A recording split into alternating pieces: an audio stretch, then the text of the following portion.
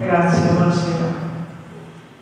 Io ho avuto il piacere stasera di conoscere il collega Alessio Patti, ma prima di conoscerlo personalmente ho avuto modo di leggere le sue traduzioni.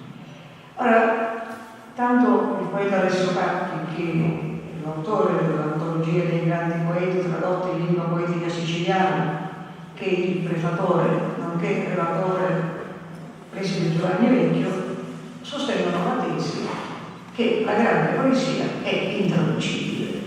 Io toglierei anche l'aggettivo grande, dico la poesia è intraducibile.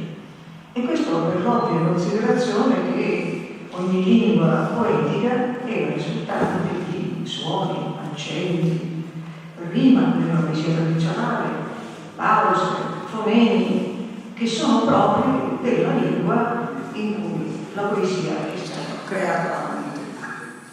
Tuttavia l'opera dei traduttori è indispensabile. Come potrebbero altrimenti coloro che parlano un'altra lingua conoscere le opere di grandi autori, sia in prosa che in poesia? L'opera del traduttore è assolutamente indispensabile perché ci sia la diffusione.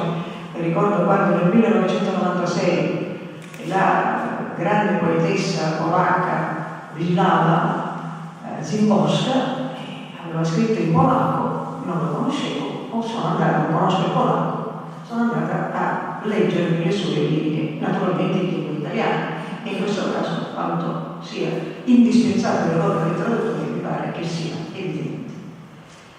Ebbene, io credo che molti dei presenti, ci sono anche dei giovani, ma molti dei presenti, mi ci metto anch'io, ricorda che ancora alla fine degli anni 50 2/3 della popolazione italiana parlava sempre e solo il proprio dialetto.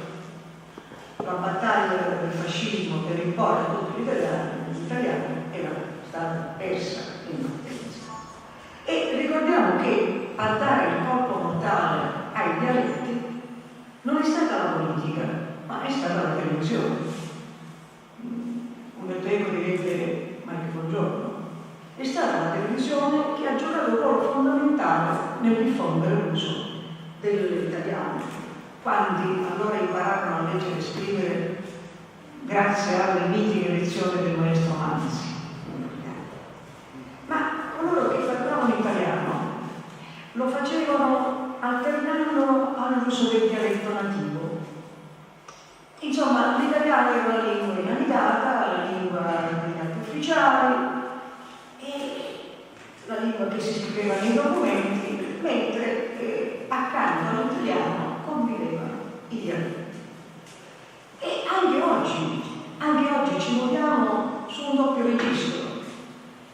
De Mauro, il grande linguista Tullio De Mauro, di cui ho avuto il piacere di leggere l'ultimo libro, La lingua batta come il vento evolve, assieme a Camilleri, Tullio De Mauro, dicevo, sostiene che il dialetto è una riserva di autenticità. Un argine, dicevo, di contro le politichesi, sindacalesi, tecnologichesi, come questa che avrebbe fatto attaccare Pasolini. Il dialetto, dice lui, è una riserva appunto di autenticità. E ricorda anche che ogni dialetto poggiava su una trama di cultura materiale su un ordito che era la cultura dei campi, era la cultura dei mestieri. Non dimentichiamo che l'Italia è stata un paese agricolo fino al 1960, più o meno. I dialetti allora, poi per motivi storici, si sono staccati da quella base, o forse bisognerebbe dire al contrario, è quella base contadina e artigiana che è scomparsa del tutto quasi, mentre i dialetti sono rimasti. I dialetti esistono dappertutto, ancorché privati da queste loro radici. A fronte di questa realtà, il recupero del dialetto mi è apparso come un richiamo al lettore siciliano a non dimenticare le sue radici. Certi verbi e certe parole dialettali sono così pregnanti, compiute e rotonde che non hanno l'equivalente della lingua italiana. Questo a volte capita, ma insomma c'è un equivalente del vocabolo siciliano in italiano? No, è unico. La raccolta poetica di Alessio Patti rivela in lui doti di eclettico lettore di poesia. I poeti tradotti sono 38 e su 38 soltanto 5 donne. Grandi, per carità, Saffo, la Melini, la Zibosca, una statunitense, un inglese, ma proprio 5 su 38 mi sembrano poche, non vorrei essere poetico. Niente parte. Io credo che non si parli, diciamo, la persona, ma la poesia. L'opzione linguistica del poeta Patti è certamente ardua. E in questa sua solitaria avventura l'autore deve reinventare il dialetto, anzi, lui la chiama lingua poetica siciliana, per carità, tutte le lingue in origine erano dialetti.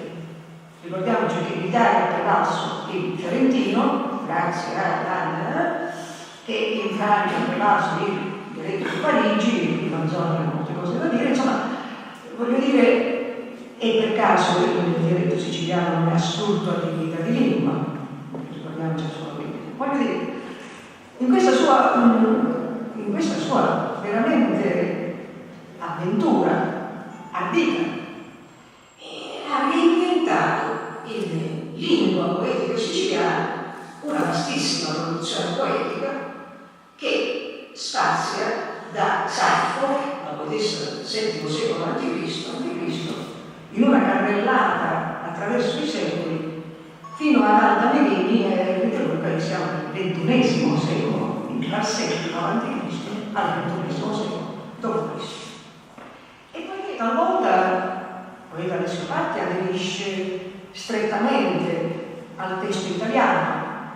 Lui traduce Catullo, ma è un Catullo tradotto a sua volta da Quasimodo. Più spesso il professor Patti, poeta Patti, si sbizzarrisce nella traduzione, per esempio il Patmos greco, che vuol dire fanciulla, vergine, giovinetta, o il Puella latino diventa Picciuttella, Erzonella, Carosilla, con la derivazione poi di Carosanza, cioè il giovinezza che diventa Carosanza.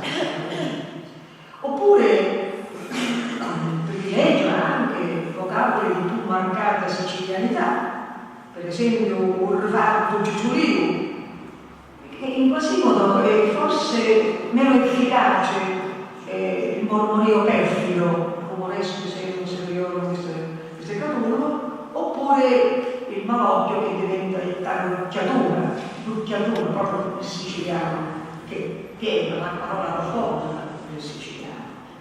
Oppure il sole bello e radiante, questo è il dialetto umbro in cui Francesco d'Assisi scrisse questo miracolo cantico, che viene tradotto con un aggettivo bello e spirlucente. Ecco, spirlucente alle mie orecchie suona meglio, ma suona più efficace che splendente. Oppure, ecco, questo l'ho trovato molto interessante. Quando Catullo dice Audentano, eccetera, non so perché mi succede se di fine silenzio e Tescrucio. Tescrucio è stato tradotto da Quasimodo sono abbastanza scolorito, mi tormento. Beh, poi da parte dice, io sogno miso un cruci.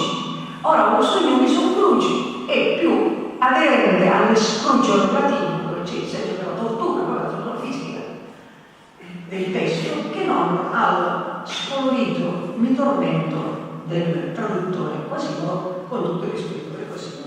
Premio Nobel per la letteratura. Ebbene, il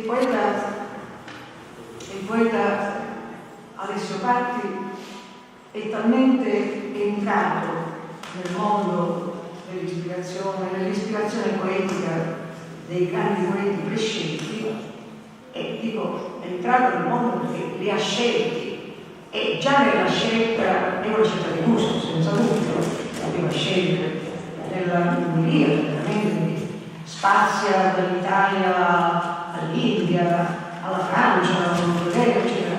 Quindi è talmente entrato nel mondo, nell'ispirazione poetica dei poeti più scelti, cioè ha nei loro confronti una tale intima adesione emotiva e spirituale che, esprimendo con la sua traduzione un profondo atto d'amore, questo l'ho preso dalla traduzione, l'ho preso dalle stesse parole, quella poesia, pur così variegata, gli è diventata talmente intima che poteva renderla, per un impulso d'amore, soltanto col dialetto, che è la lingua confidenziale, la lingua intima per eccellenza. Quello che dico è dovuto al fatto, e mi avvio alla conclusione, che il poeta Alessio Patti ha tradotto per impulso d'amore, cioè per il desiderio di possedere intimamente la poesia che ama e che ha scelto, mosso sempre. Scriveva Pirandello che, cito, apro virgolette, la parola del dialetto è, e poi lo scriveva in corsivo, la cosa stessa, perché il dialetto di una cosa esprime il sentimento, mentre la lingua di quella stessa cosa esprime il concetto. Ebbene, il poeta Alessio Patti è talmente dentro la spiritualità, il cuore di queste poesie, che con la sua traduzione, quella poesia così variegata, perché si passa dalle poesie d'amore di una poetessa del VII secolo a.C.